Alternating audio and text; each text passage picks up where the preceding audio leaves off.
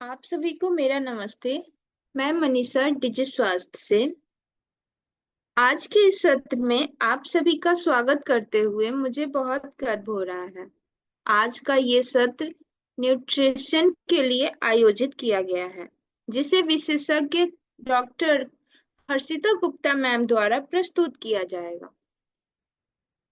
पोषण एक महत्वपूर्ण प्रक्रिया है जिसमें आहार द्वारा शरीर को आवश्यक पोषक तत्वों की आपूर्ति की जाती है।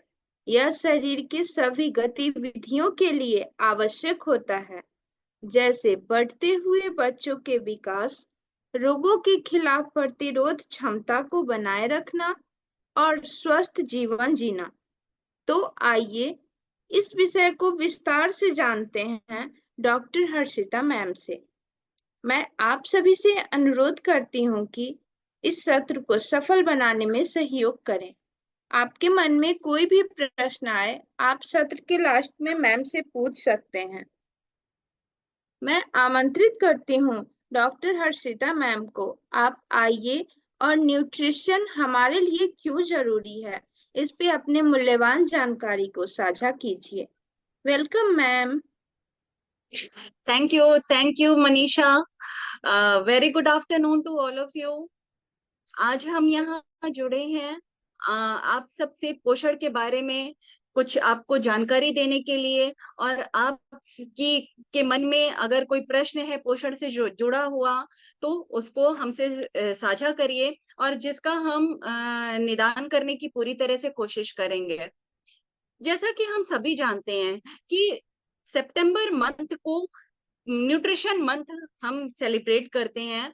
नेशनल न्यूट्रिशन मंथ, पूरा महीना हम पोषण की बातें करते हैं, पोषण की जानकारी देते हैं, पोषण युक्त खाने के बारे में लोगों को अवेयर करते हैं, उनकी जानकारी बढ़ाते हैं और उनको ज्ञान देते हैं कि पोषण क्या है और उसको कैसा, कैसे, कितनी मात्रा में और किस बीमारी में किस तरह का पोषण लेना है। लेकिन सिर्फ ये एक माह तक ही नहीं सीमित होना चाहिए। हमें हर दिन पोषण की जरूरत होती है, हर वक्त पोषण की जरूरत होती है। भविष्य के लिए आने वाली कोई घटना हमारे साथ हो जाती है, कोई शारीरिक परेशानी हमें आ जाती है, तो उसके लिए भी वो पोषण हमें हर ईच एंड एवरी लेवल पर वो हमारी मदद करता है। तो हमें पोषण सिर्फ एक माह हम सेलिब्रेट करते हैं, हम जानकारी देते हैं, हम पोषण की से जुड़ी बातें आपसे शेयर करते हैं, लेकिन उस जानकारी को लेकर के हमें साल भर कैसे स्वस्थ रहना है और लोगों को भी उस पोषण ज्ञान को देना है, ये हर पूरे वर्ष ये चलते रहना चाहिए। इसीलिए आज हम आपके साथ जुड़े हुए हैं कि पोषण से जुड़ी जानकारी आपको दें, जिससे आप अपने आसपास, अपने घर में और खुद आप स्वस्थ रह सकें और बीमारियों से बचे रहें, और जिससे एक स्वस्थ देश का निर्माण हो सके। आज का हमारा पोषण का विषय है, जो नेशनल न्यूट्रिशन मंथ हम सेलिब्रेट कर रहे हैं, उसके लिए जो हम आपको जानकारी देना चाहते हैं, आपके भविष्य के लिए, आपके एक स्वस्थ जीवन शैली को बनाने की में पोषण का क्या महत्व है, importance of nutrition for a healthy life style, आज हम ये आपसे डिस्कस करेंगे। Next slide. पोषण, पहले तो हम जान ली पोषण क्या होता है। पोषण वो एक क्रिटिकल पार्ट होता है, वो एक बहुत महत्वपूर्ण हिस्सा होता है हमारे स्वास्थ्य और हमारे विकास का, कि जहाँ हर एक एक शिशु से लेकर के एक वृद्ध आदमी तक, बुढ़ापे तक हमको उस पोषण की जरूरत होती है। हम जैसे जैसे बढ़ते जाते, जैसे जैसे एक बच्चा बढ़ता जाता है, वैसे वैसे उसको उसके शारीरिक विकास के लिए, मानसिक विकास के लिए, उसके बौद्धिक विकास के लिए, उसके सामाजिक विकास के लिए, समाज से जुड़ने के लिए पोषण की आवश्यकता होती है। बच्चे के लिए, माँ के लिए, उन वृद्ध व्यक्ति के लिए, बीमारियों से बचने के लिए हमें अलग अलग तरह से पोषण को घटा करके, बढ़ा करके उसमें परिवर्तन करके उसको लेने की जरूरत होती है। तो ये जो पोषण होता है ये हमको मिलता है कुछ पोषक तत्वों से, जो पोषक तत्व हमारे भोजन में मौजूद रहते हैं, और वो पोषक तत्व हमें एक स्वस्थ शरीर को बनाने के लिए विकास करने में सहायक होते हैं। तो इसी को पोषण कहते हैं। Next slide.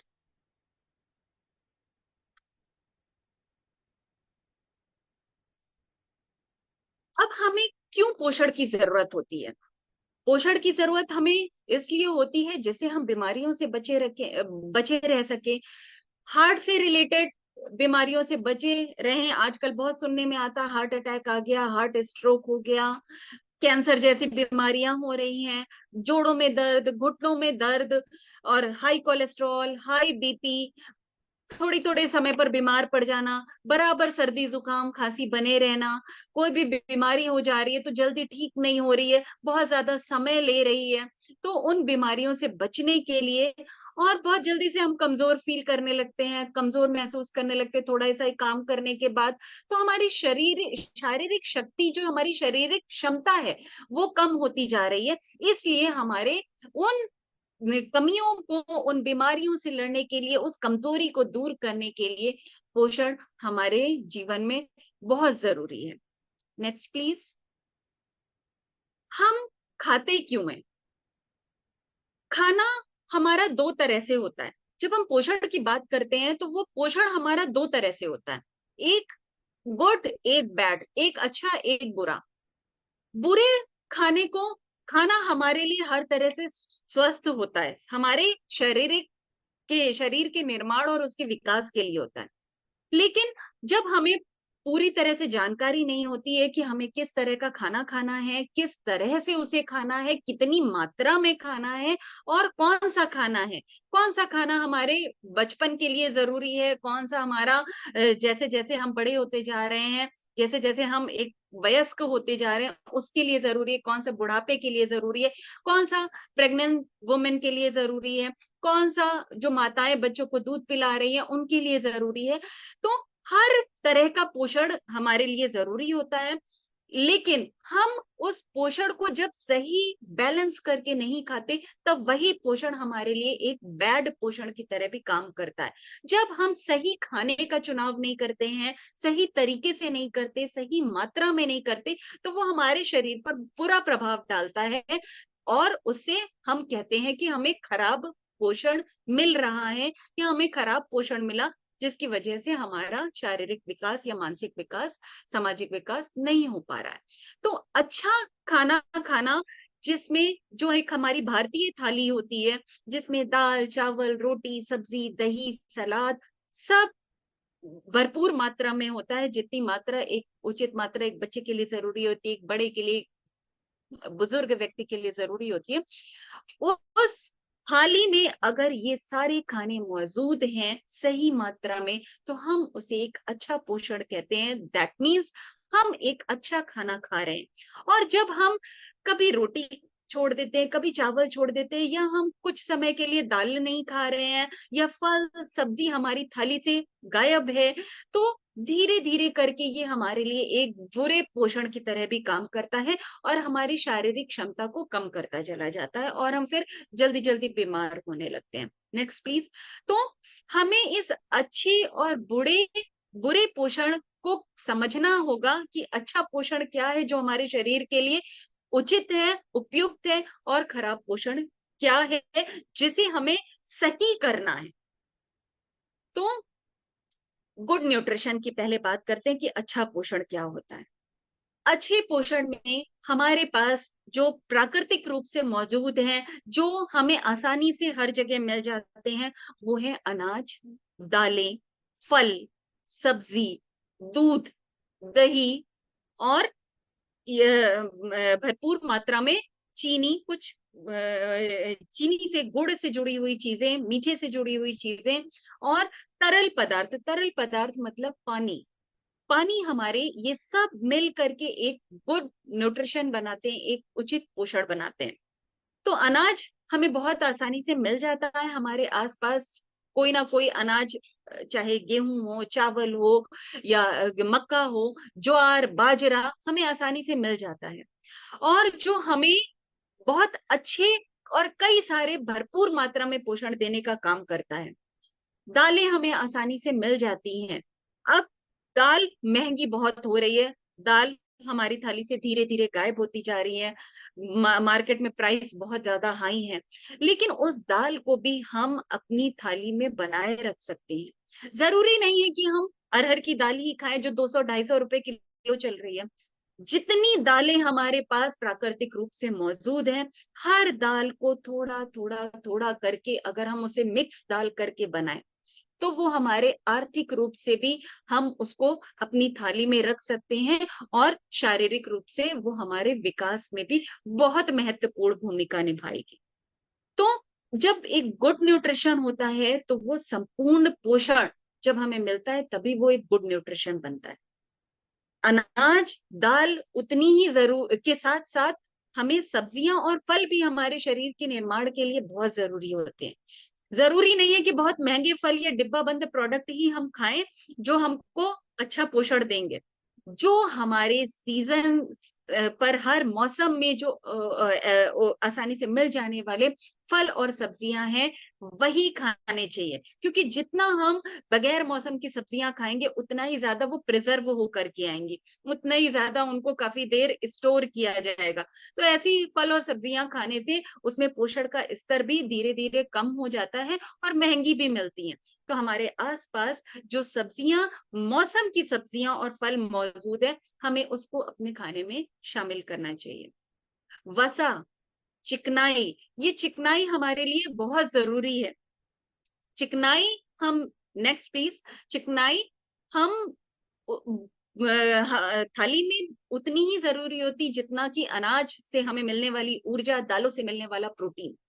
चिकनाई अगर हमारे शरीर में नहीं होगी, तो चिकनाई की मौजूदगी में जो और पोषक तत्व हैं, वो हमारे शरीर को नहीं मिल पाएंगे अगर हम उचित मात्रा में चिकनाई नहीं खाएंगे। आजकल सब कहते हैं भाई चिकनाई खाएंगे तो मोटे हो जाएंगे। ऐसा कुछ नहीं है। अगर आप उचित मात्रा में चिकनाई खाते हैं, और कौन सी चिकनाई आपको खानी है, किस तरह की चिकनाई खानी है, घी खाना है, तेल खाना है, रिफाइंड खाना है, अगर इसको आप बैलेंस करके खाएंगे, तो वो हमारे शरीर में जमा नहीं होंगे, वो हमारा वजन बढ़ाने का काम नहीं करेंगे, बल्कि हमको दूसरे पोषक तत्व के साथ मिल करके सुरक्षित रखने का और विकास का काम करेंगे। बात हो गई अनाज की, दालों की, फल और सब्जी की। दूध बहुत जरूरी है। दूध या दूध से बने पदार्थ, अगर आपके आसपास कहीं गाय या भैंस आपके आसपास हैं, तो उससे अच्छा शुद्ध दूध नहीं होता।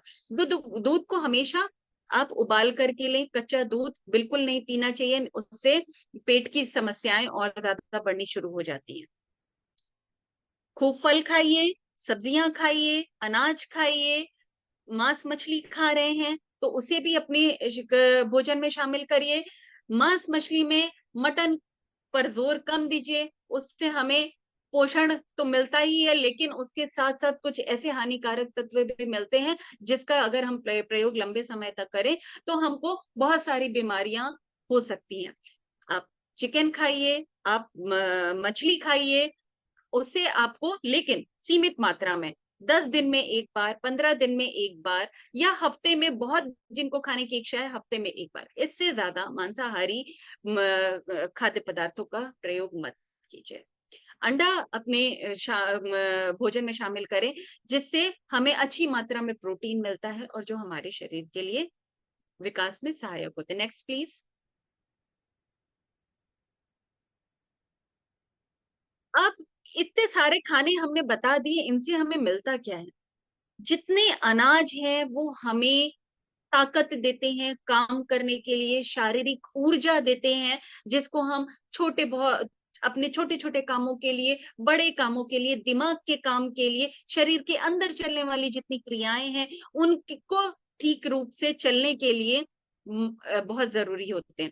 तो जितने अनाज होते हैं वो हमें ऊर्जा देने का काम करते हैं, जितनी दालें होती हैं वो हमारे शारीरिक विकास के लिए, हमारे अंदर जितनी भी जो भी ब्लड सर्कुलेट हो रहा है, जो भी खून का दौरान हो रहा है, जो खून का बनना हो रहा है, उसके लिए प्रोटीन सहायक होता है। जो हमारे हार्मोन बन रहे हैं, आजकल हार्मोनल डिसबैलेंस बहुत ज्यादा हो रहा है, थायराइड बढ़ जा रहा है, एकदम से थायराइड बहुत हाई हो जा रहा है, थायराइड बहुत कम हो जा रहा है।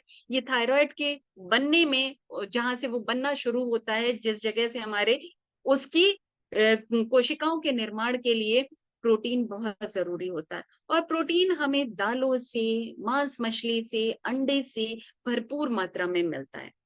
तो कार्बोहाइड्रेट, प्रोटीन, वसा, जिससे हमें ऊर्जा मिलती है जब हम कभी फास्ट रहते हैं, व्रत रहते हैं, नहीं खा पाते हैं, कभी काम में व्यस्त हैं, हमें दोपहर का खाना हमें नहीं मिला, तो उस समय हमें जो ऊर्जा प्रदान करने का काम करते हैं वो होते हैं वसा, फैट, चिकनाई, जिसको हम खाते खाते हैं, वो हमारे रिजर्व सोर्स ऑफ एनर्जी की तरह काम करते हैं, हमारे शरीर में जमा हो जाते हैं। जब हमें एनर्जी की जरूरत पड़ती, ऊर्जा की जरूरत पड़ती है, तब वही चिकनाई हमें ऊर्जा देने का काम करती है।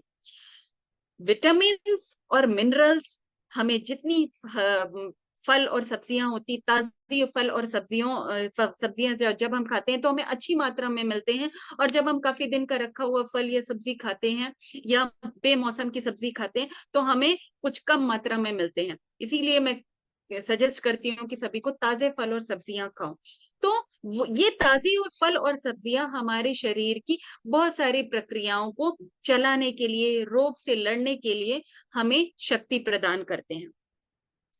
पानी हमारे शरीर के लिए बहुत जरूरी होता है। दिन भर में 1.5 से 2 लीटर पानी पीना ही पीना है।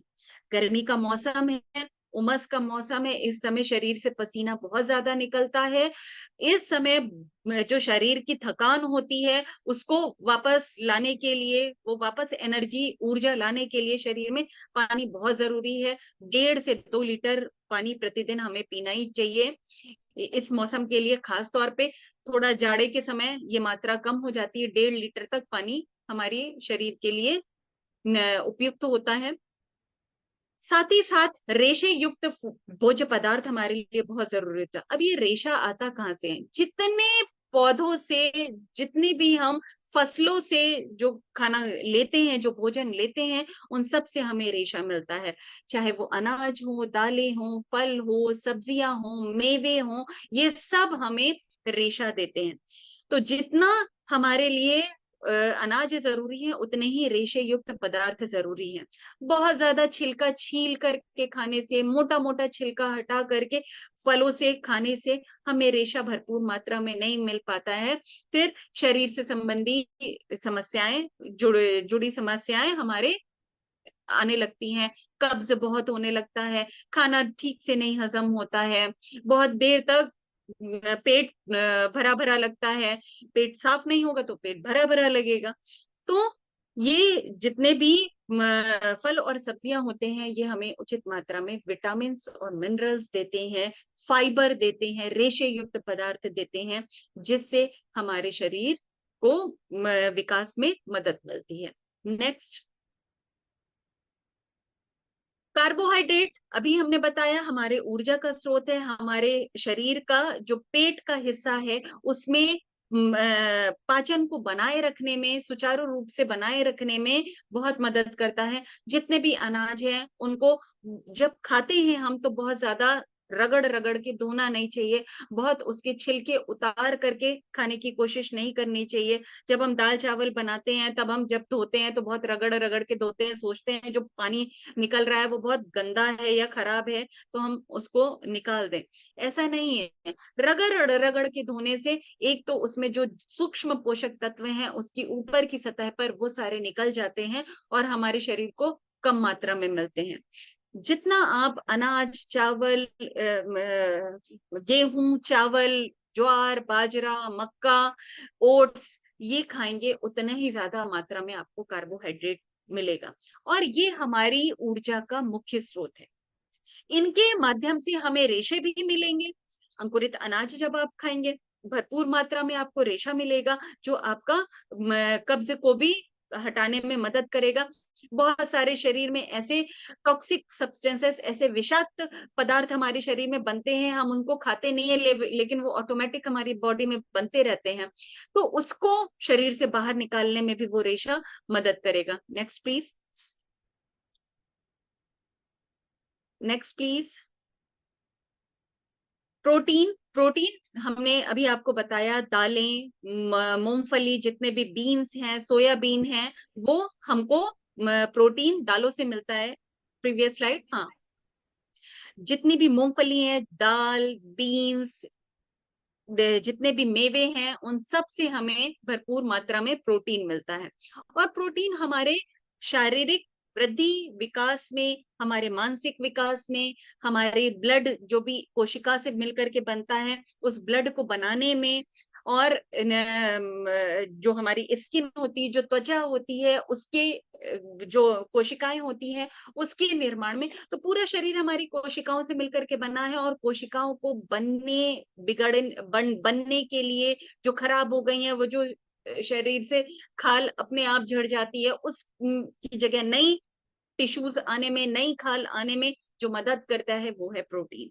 और जितना आप दाल, जितनी आप दालें खाएंगे, जितना मूंगफली है, नट्स हैं, जितने मेवे हैं, और बीन्स है, सोयाबीन है, इन, और नॉन वेजिटेरियन जो फूड, मांसाहारी भोज्य पदार्थ है, उनको जितना मात्रा में आप अच्छे से खाएंगे, उतने ही ज्यादा आपको प्रोटीन मिलेगा, और वो हमारे ग्रोथ और डेवलपमेंट में सहायक होगा। साथ ही साथ कोरोना वायरस के टाइम में भी हमने देखा था, प्रोटीन का बहुत मुख्य रोल था, बहुत मुख्य भूमिका थी उसकी इन्फेक्शन से बचाने में। तो जब हमारी जो शरीर से रोग से लड़ने की जो क्षमता होती है, वो हमारी यही दाल, दलहन, और मूंगफली, मेवे, और मांसाहारी जो भोज्य पदार्थ है, इनसे वो हमारी इम्यूनिटी जो बनती है, जो हमारे रोग से लड़ने की क्षमता होती है, वो इन्हीं को खाने से बनती है। तो जब आप जितना बीमारी से दूर रहेंगे, जब आप इनका भरपूर मात्रा में नियमित प्रयोग करेंगे। नेक्स्ट,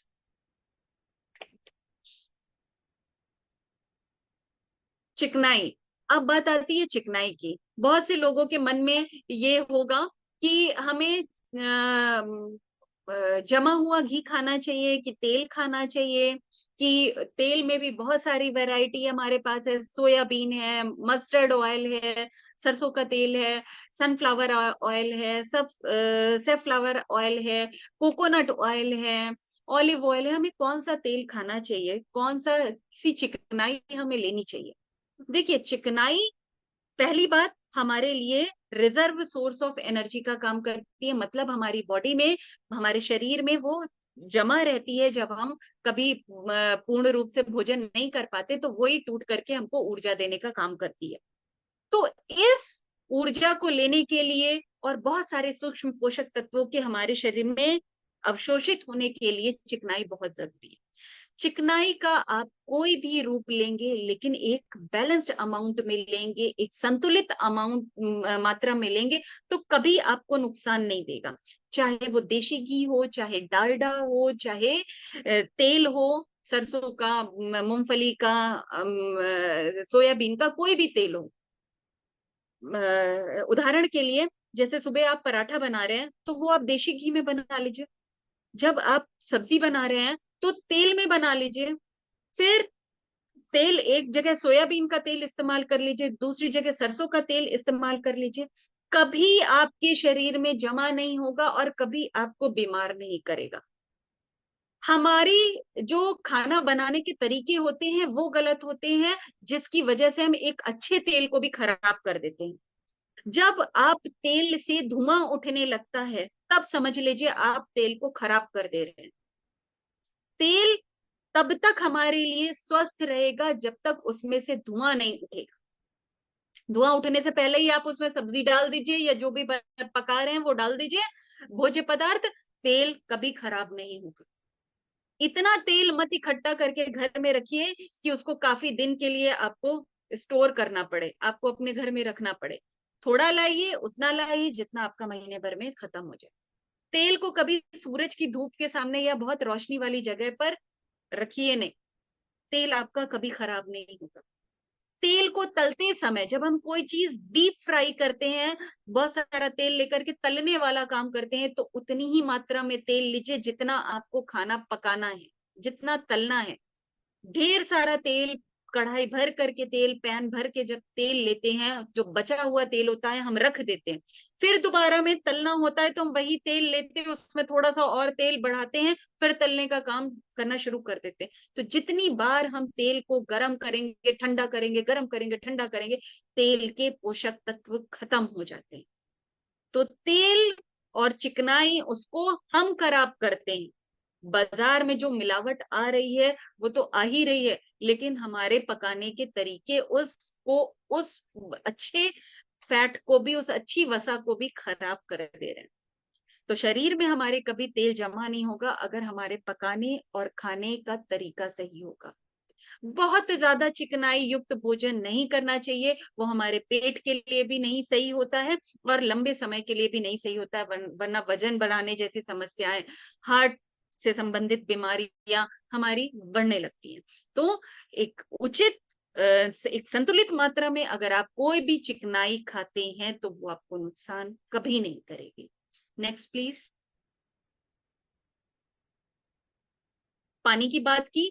पानी हमारे लिए पहले तो हमारे शरीर के तापमान को बनाए रखता है, हमारी प्यास को मिटाता है, हमें बहुत, शरीर को सूखा होने से बचाता है, बहुत सारी बीमारियों से लड़ने के लिए ताकत देता है, बचाता है। जितने भी हमारे शरीर के विषाक्त पदार्थ होते हैं उनको शरीर से बाहर निकालने का काम करता है, पेशाब के माध्यम से, पसीने के माध्यम से। और जितनी हमारी, जो हम एक्टिव महसूस करते हैं, जो हम ऊर्जा युक्त महसूस करते हैं, वो उसमें पानी का बहुत इम्पोर्टेंट रोल होता है, बहुत महत्वपूर्ण भूमिका होती है। जितना ज्यादा अपने पानी को पिएंगे उतने ज्यादा विषाक्त चीजें हमारे शरीर से बाहर निकलेंगी, जो हमें एक रोग को बढ़ाने के लिए बढ़ाने में मदद करती है, वो सारी शरीर से बाहर निकलेंगी। सुबह उठिए, हमेशा एक गिलास पानी पीजिए। सुबह उठने के बाद बहुत देर खाली पेट नहीं रहिए। रात भर हमारा शरीर, हमारी बॉडी एसिड बनाती रहती है, अम्ल बनाती रहती है। अगर हम सुबह उठ करके खाली पेट चाय पी लेंगे तो हमारा और एसिडिटी बढ़ने लगेगी और फिर हमको खट्टी डकारें आना शुरू हो जाएंगी। तो हमेशा सुबह उठिए और 1 से 1.5 गिलास पानी जरूर पीजिए। इससे हमारा पेट भी साफ होगा और शरीर को ऊर्जा भी मिलेगी पानी के रूप में, और विषाक्त पदार्थ जो होंगे वो बाहर भी निकलेंगे, और जो हमारी एसिडिटी वाली समस्या है वो भी खत्म हो जाएगी। खट्टी डकारें आना, खाना नहीं हजम हो रहा, ये सारी समस्याएं कम हो जाएंगी। नेक्स्ट।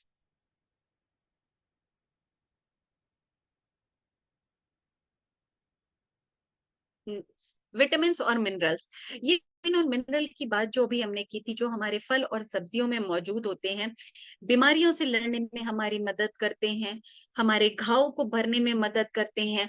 चोट लग जाती है, खून बहता है, उस बहते हुए खून को बंद करने में हमारा शरीर अपने आप उन विटामिन और मिनरल्स के माध्यम से उस बहते हुए खून को रोक देता है। हमारी हड्डियों को मजबूत करने के लिए ये विटामिन और मिनरल जरूरी होते हैं, और जितनी भी हमारे शरीर के अंदर चलने वाली क्रियाएं हैं उनको सुचारू रूप से चलने में हमारी मदद करते हैं। जितने हरे, लाल, पीले फल सब्जियां होती हैं, सब में विटामिन भरपूर मात्रा में होता है।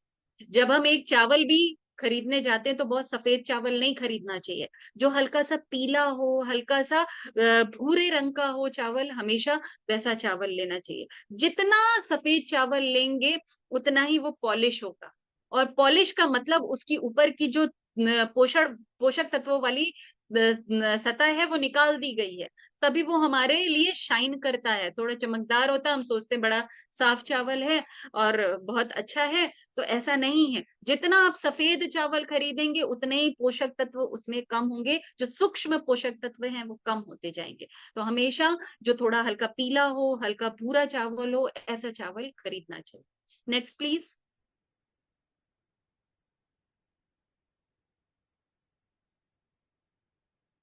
रेशे युक्त भोजन की बात अभी हमने की थी, वजन कम करने में मदद करते हैं। जितने फल और सब्जियां हैं, अनाज है, पेड़ों पौधों से मिलने वाले जितना हम खाते हैं, जो भी हमारे शाकाहारी भोज्य पदार्थ है, वो सब में रेशे होते हैं। तो रेशे हमारे शरीर में हमारे वजन को बनाए रखने में मदद करते हैं। जितना कोलेस्ट्रॉल लेवल बढ़ रहा है, कोलेस्ट्रॉल बड़ा हाई हो गया, हार्ट अटैक आ रहे हैं, जल्दी जल्दी हार्ट में दर्द हो रहा है, बहुत ज्यादा गैस बनने की समस्याएं, पेट से संबंधित समस्याएं शुरू हो रही हैं, खाना नहीं हजम हो रहा है और बड़ी बड़ी देर तक पेट भरा भरा महसूस हो रहा है। तो इन सबको कम करने में रेशा युक्त भोजन बहुत मदद करता है। हमारे जो शुगर की समस्या है, शुगर होती जा रही है, शुगर के केसेस बढ़ते जा रहे हैं, उसको जो हमारे अंदर हॉर्मोन्स हैं शुगर से जुड़े हुए, शुगर डायबिटीज मधुमेह से जुड़े हुए जो हार्मोन हैं, उनको बनाने में, उनको सुचारू रूप से काम करने के लिए भी रेशे युक्त भोजन बहुत जरूरी है। जितने कैंसर होते, जितने तरह के कैंसर होते हैं, हर तरह के कैंसर को कम करने की क्षमता इन रेशे युक्त फाइबर में होती है, अर्थात शाकाहारी भोजन में होती है। जितना शाकाहारी भोजन खाओगे उतना स्वस्थ रहोगे। हम ऐसा नहीं कह रहे कि मांसाहारी भोजन नहीं खाओ, मांसाहारी भोजन खाओ, क्योंकि आजकल जानवर क्या खा रहे हैं, उनका शरीर किस तरह से बन रहा है, और वो जब हम खाएंगे तो उनसे जुड़ी समस्याएं हमारे अंदर भी होना शुरू हो जाएंगी। मांसाहारी भोजन खाओ, 10 दिन में, 15 दिन में एक बार। अंडा खाओ, जिस समय बर्ड फ्लू का टाइम होता है उस समय अंडों को भी अवॉइड करो, मत खाओ कुछ समय के लिए। अंकुरित अनाज हैं, दालें हैं, भिगो करके उबाल करके खाओ।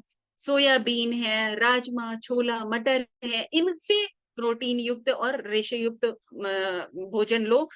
लेकिन मांसाहारी भोजन का प्रयोग कम मात्रा में करो, तो बहुत सारी बीमारियों से दूर रहोगे।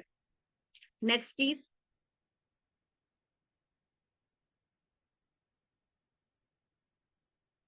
हम need of healthy food habits, हमें अच्छी आदतें डालने के लिए किस किस चीज की आवश्यकता होती है।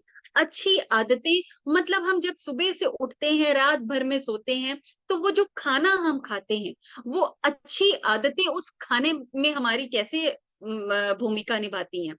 अच्छी आदतें हमें तब आएंगी जब हमको जानकारी होगी कि हमें कौन सा भोज्य पदार्थ खाना चाहिए, कौन सा खाना हम उठाएं जो हमारे शरीर के लिए अच्छा होगा, वही अच्छी आदतों में शामिल होगा। हरी सब्जियां, अनाज, दालें, मांस, मछली, चिकनाई, मेवे, दूध, दही, सलाद, ये सब हमारे अच्छी आदतों में शामिल है। जब हम अपने खाने की थाली की मात्रा कम करके, जो बाहर ठेलों पर खाना मिल रहा है जिसको हम स्ट्रीट फूड कहते हैं, जब हम उनकी तरफ और बाहर के खाने की तरफ दौड़ते हैं, तब हमारी खाने की